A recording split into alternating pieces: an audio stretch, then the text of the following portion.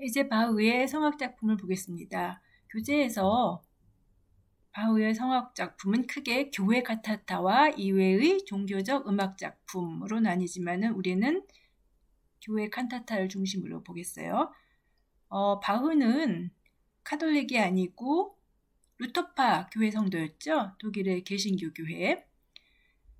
나중에 핸델과 비교해 보면은 바흐는 교회를 중심으로 활동을 했었고, 바흐 하면 교회 음악에서 그야말로 최고봉을 이루는 사람이죠. 그 중에서도 칸타타가 그의 작품에서 가장 중요한 위치를 차지해요.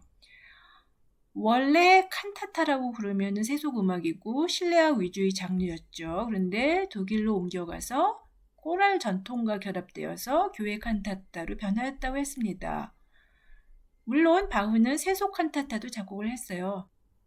대학생들의 동아리 비슷한 클로지움 뮤직붐에서 활동하면서 같이 커피하우스에서 연주하고 그랬죠. 그러면서 잘 알려진 커피 칸타타, 결혼 칸타타 뭐 이런 세속 칸타타도 작곡을 했어요. 그렇지만 바흐 하면은 교회 칸타타죠. 특히 그는 후반기 대부분의 삶을 라입지히에서 27년 동안이나 성 토마스 교회에서 음악 감독으로 봉직했죠. 그러면서 대부분의 칸타타를 작곡을 했어요. 루터 교회에서 칸타타는 거의 예배를 담당했다고 합니다. 설교를 중심으로 두고 전후에서 예를 들면 이 곡을 연주한다 그러면서 1곡에서 연주한다 그러면 1곡에서 5곡까지는 설교 전에 또 그 다음부터는 설교 후에 이런 식으로 예배 전체를 담당했다고 그래요. 그래서 바흐는 어떤 때는 매주 하나씩 칸타타를 작곡할 정도로 많은 칸타타를 작곡을 했어요. 현재까지는 그 중에서 200여 곡만 남아있지만은 칸타타가 바흐 작품에서 얼마나 중요하냐 하면은 그의 작품 번호 BWV라 그러죠. 작품 번호 1에서 200 몇 번까지가 칸타타가 차지하고 있을 정도예요. 그래서 칸타타 80번이자 바흐 작품 번호 80번 내주는 강한 성이요 를 살펴보겠어요. 그래서 바흐 칸타타가 어떻게 구성되었는지, 또 어떤 매체들이 연주하는지, 또 대위법과 화성이 어떻게 조화되는지를 중심으로 살펴보겠습니다. 물론 이 바흐의 200여 칸타타가 똑같은 구조나 양식은 아니지만은 이 칸타타를 대표로 보려고 그래요. 이 칸타타는 코랄을 기둥으로 대칭 구조를 이루어졌어요. 대칭 구조. 알다시피 코랄은 루터교의 찬송가죠. 그리고 마치 민요같이 당시 거의 모든 독일 사람들이 잘 아는 노래들이었어요. 이 칸타타의 기본이 되는 코랄은 지금도 교회에 다니는 사람은 잘 알고 있겠고 그렇지 않아도 유명한 노래이죠.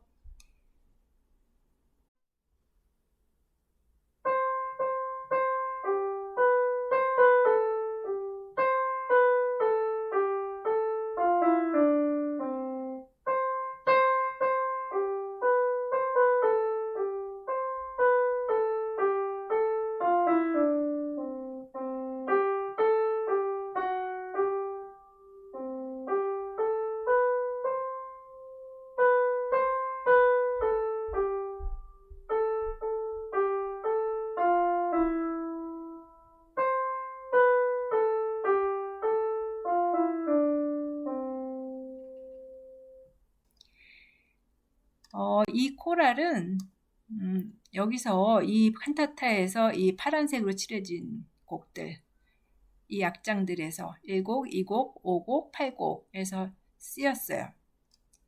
이렇게 1곡에서는 1절, 2곡에서 2절, 그리고 중간에 있는 5곡에서 3절, 마지막 곡에서 4절 이렇게 한 절씩 이렇게 대부분의 이제 1곡, 5곡, 8곡의 합창곡인데 전체적으로 기둥 역할을 하고 있죠.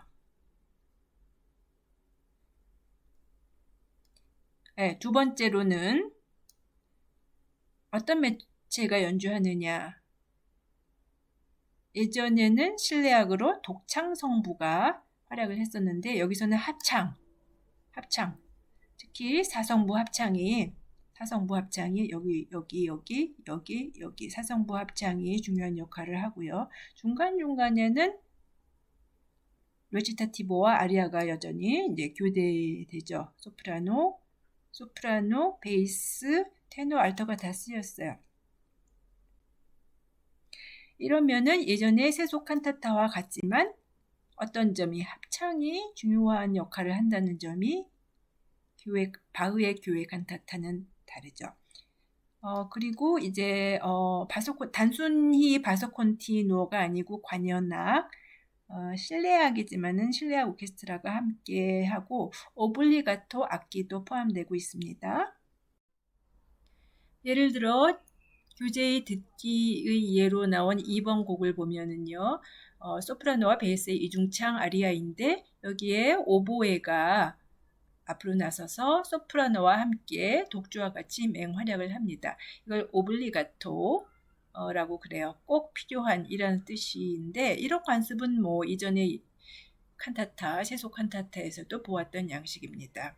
그런데 이 세 번째를 주의해서 봅시다. 세 번째는 바흐의 특징인데 복잡한 대위 기법과 반응계적 화성의 조화.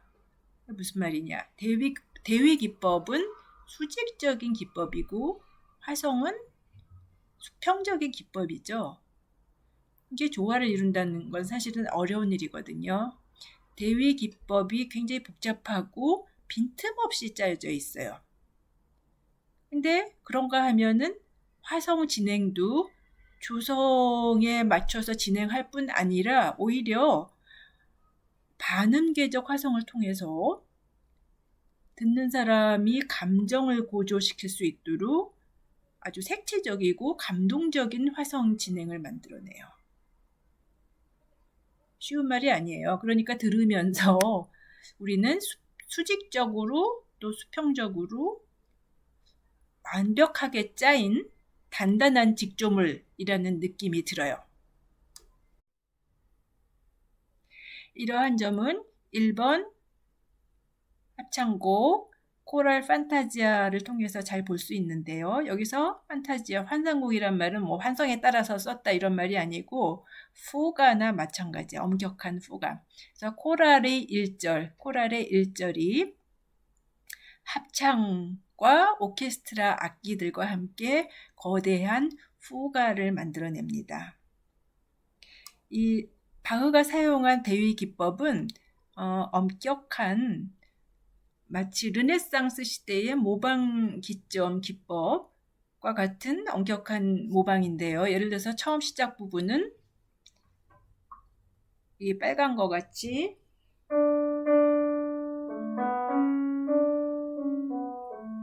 그리고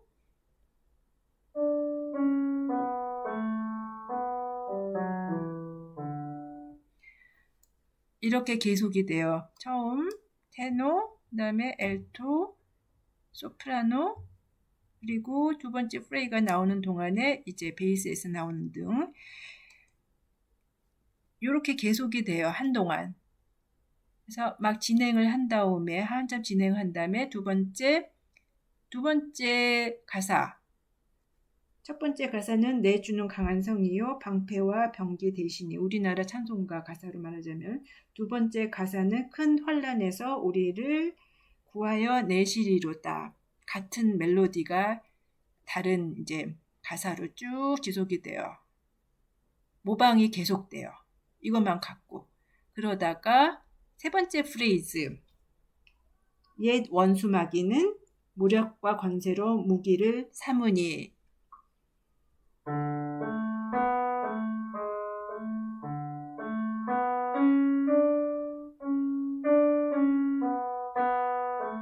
이런 것만 붙잡고 요 모티브 프레이즈만 붙잡고 또 한참 모방이 돼요. 이런 모습을 한번 보겠는데 유튜브를 보니까 어떤 음악학자가 이 악장을 1번 합창 코랄 이 악장을 자세히 분석해 놨어요. 그러면서 성부별로 모방되는 모습을 색깔로 아주 자세하게 구분해 놓은 게 있어서 보겠어요.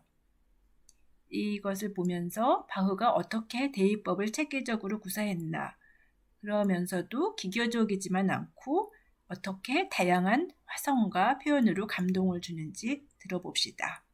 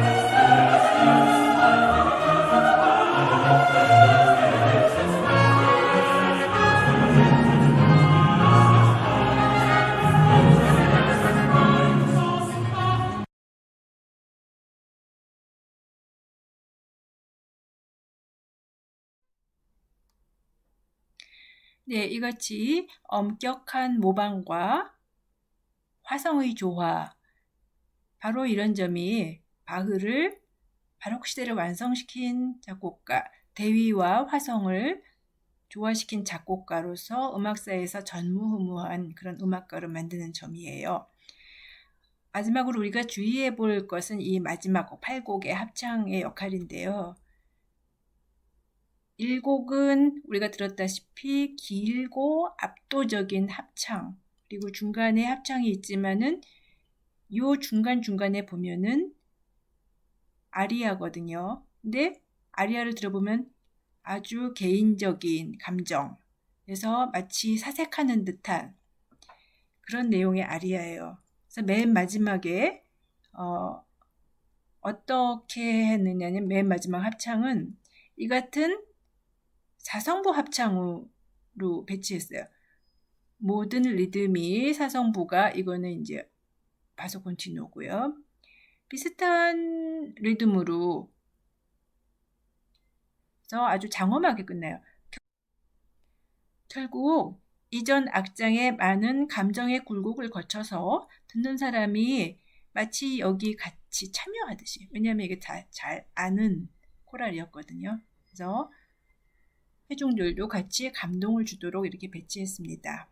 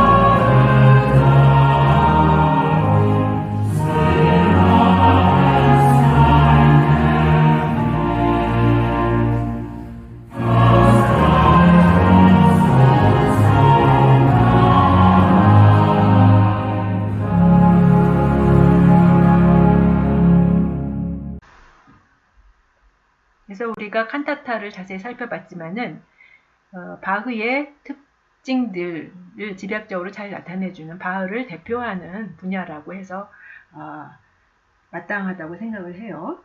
네. 그래서 271에 조지 프레드릭 핸델 그 위에 보면은 특징들이 요약되어 있습니다. 같은 말이에요. 민족 양식을 종합했다. 자신의 방식으로 흡수했다. 민족 양식들을. 그 다음에 민족 양식뿐만 아니라 다양한 양식들. 그래서 오페라를 제외한 모든 장르에서 완벽한 모습을 보여주었고요. 또 화성적인 요소와 대외 요소의 조화, 형식의 명료함, 출중한 건축적인 감각, 네, 등등. 좋은 말은 다 있죠. 그러나 바흐는 그 당시 유명하지 않았어요. 그냥 그 지방에서만 훌륭한 오르간 주자로 유명했었죠. 그래서 바흐가 알려지게 된 거는 1837년 맨델스존이, 낭만 시대에 맨델스존이 이제 마테 순환곡을 악보를 발견해서 그것을 초연한 것이 이후로 대중들에게 알려지게 되었어요. 물론 이제 모차르트나 베토벤 같은 작곡자들은 많이 존경을 하고 그 스타일을 영향을 받았지만 대중한테 알려진 거는 1830년 이후에, 그 전까지는 별로 그렇게 알려지지는 않았다는 그런 점에서 핸델과 이제 비교가 됩니다.